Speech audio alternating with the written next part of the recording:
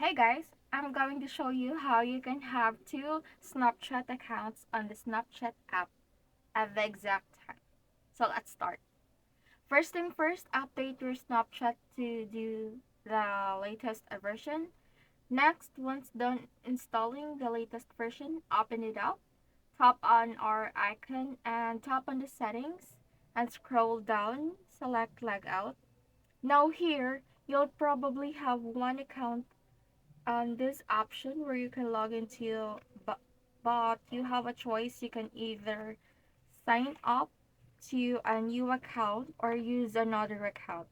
So here I'm going to tap on use the another account. You can also input your username or email and password, then log in.